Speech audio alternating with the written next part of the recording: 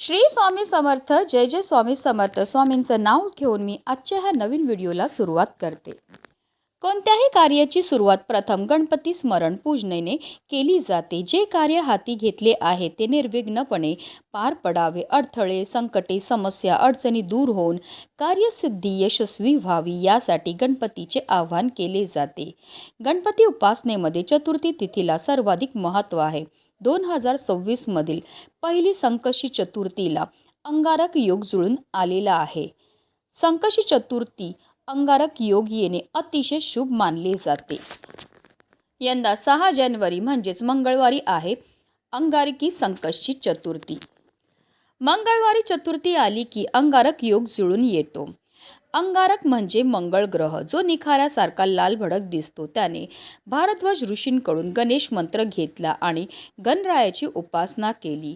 त्याच्या उपासनेवर प्रसन्न होऊन बाप्पाने त्याला आशीर्वाद दिला की माझ्या जन्माची तिथी चतुर्थी होती, म्हणून मंगळवारी येणारी चतुर्थी तुझ्या नावाने अर्थात अंगारकी चतुर्थी म्हणून ओळखली जाईल. मुद्दल पुराण तसेच गणेश पुराणात याचा संदर्भ आढळून येतो. अमंगळ समजल्या जाणाऱ्या मंगळ ग्रहाला ज्या वरद विनायकाने पावन केले, त्या विनायकाने आपलाही उद्धार करावा या हेतूने अंगारकी चतुर्थीचे व्रत हे केले जाते. मंगळ ग्रहाचा संबंध कर्जाशी असतो, त्यामुळे अंगारिकेचे व्रत केल्याने कर्जमुक्ती मिळते. तसेच नावाप्रमाणे ही चतुर्थी सर्व संकटाचे निवारण करणारी आहे. ज्यांच्या कुंडलीत मंगळ दोष आहे त्यांनी या व्रतामुळे शांती मिळते. या दिवशी व्रत करणाऱ्या भक्तांच्या सर्व मनोकामना पूर्ण होतात. या एका चतुर्थीचे व्रत केल्याने 21 संकष्टी चतुर्थीचे पुण्य मिळते. धार्मिक दृष्ट्या हा दिवस अतिशय महत्त्वाचा असल्यामुळे या दिवशी काही प्रभावी उपायाने सेवा देखील केल्या जातात. आणि म्हणूनच आज अंगारकी संकष्टी चतुर्थीच्या दिवशी तुम्ही काही नाही केलं तरीही चालेल, पण संध्याकाळी कापूर सोबत जाळा ही वस्तू जाळल्यामुळे आपल्या घरामध्ये असणारी जेवढी पण नकारात्मकता, इडापिडा, ग्रहदोष, वास्तुदोष, पितृदोष तर नष्ट होणारच आहे, पण आपल्या 7 पिढ्यांचं दारिद्र्य नष्ट होऊन आपल्या संपूर्ण कुटुंबाची भरभरून अशी प्रगती होणार आहे. तर ती कोणती वस्तू जाळायची आहे, कोणत्या वेळेत जाळायची आहे, त्याबद्दल सविस्तर आणि महत्त्वाची अशी माहिती मी तुम्हाला या व्हिडिओमध्ये देणार आहे. तर व्हिडिओ पूर्ण पहा आणि जर तुम्ही माझ्या चॅनलवर नवीन असतील तर चॅनलला सबस्क्राईब करा आणि शेजारी बेल आयकॉनसुद्धा प्रेस करा, जेणेकरून तुम्हाला माझ्या नवनवीन व्हिडिओचं नोटिफिकेशन हे मिळत राहील आणि तुम्ही एक पण व्हिडिओ मिस करणार.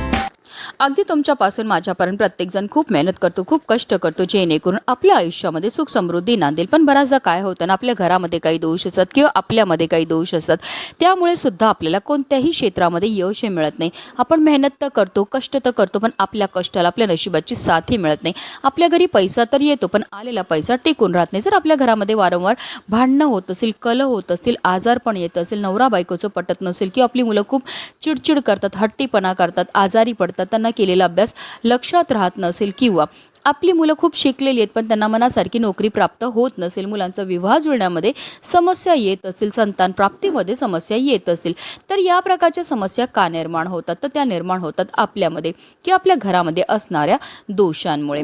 जर आपल्याला की आपल्या घराला नजर लागलेली असेल, कुंडलीमध्ये राहू, केतू, शनी या ग्रहांचे दुष्प्रभाव असतील, घरामध्ये वास्तुदोष असेल, पितृदोष असेल, तर त्यामुळे सुद्धा या प्रकारच्या समस्या आपल्या जीवनामध्ये उद्भवत असतात. आणि या काही पवित्र तिथी आहेत, या तिथींना जर आपण काही प्रभावी उपाय केले तर त्यामुळे निश्चितच आपल्याला या सर्व दोषांपासून मुक्तता मिळण्यामध्ये मदतही मिळत असते.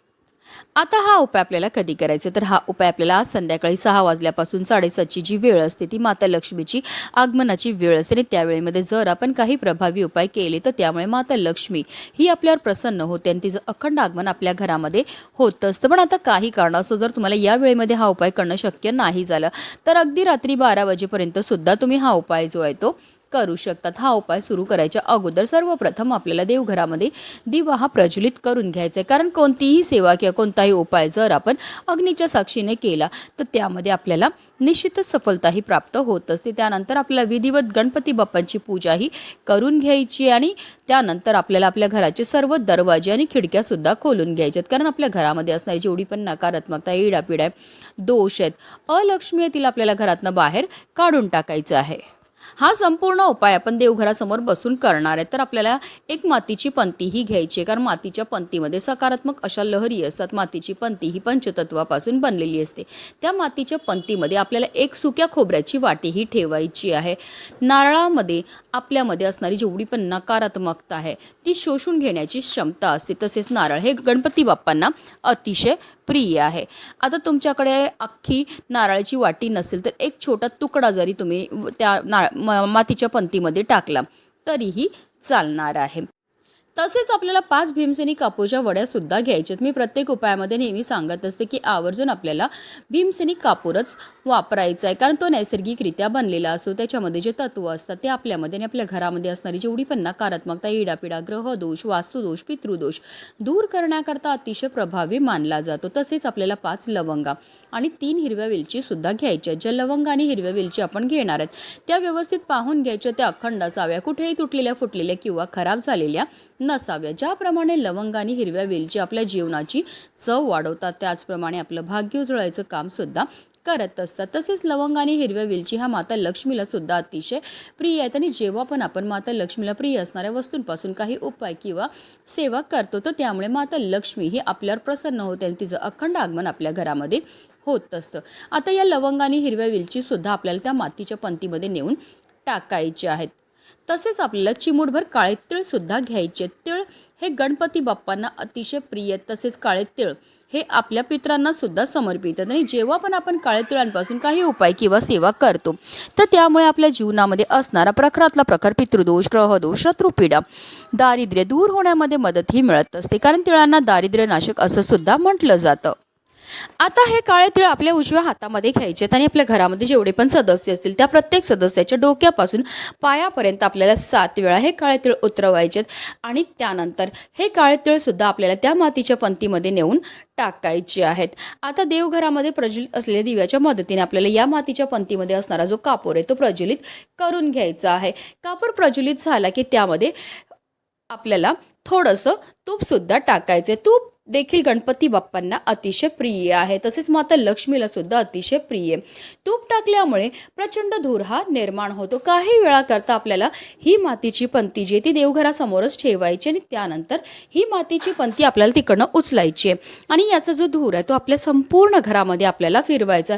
फिरवताना निरंतर आपल्याला ओम गणगणपते नमः किंवा ओम श्री विघ्नहर्ताय नमः या मंत्राचा जप हा करायचा. संपूर्ण घरामध्ये हा धूर फिरवून झाल्यानंतर आपल्याला आपल्या मुख्य प्रवेशद्वाराच्या उंबरठ्याच्या बरोबर मधोमध नेऊन या मातीच्या पंतीला ठेवायचं. जिथपर्यंत कापूर प्रज्वलित आहे तिथपर्यंत निरंतर आपल्याला मंत्राचा जप हा करायचा आहे.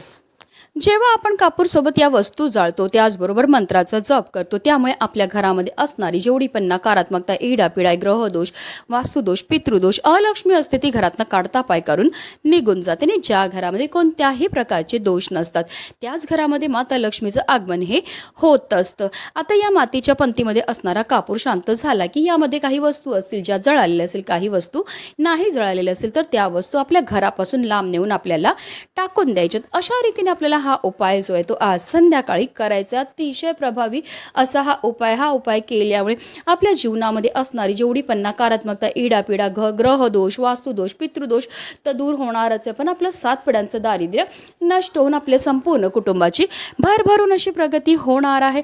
म्हणूनच व्हिडिओ जास्तीत जास्त लोकांपर्यंत शेअर करा जेणेकरून प्रत्येकाच्या आयुष्याचं कल्याण हो हीच मनामध्ये इच्छा. गणपती बाप्पा मोरया.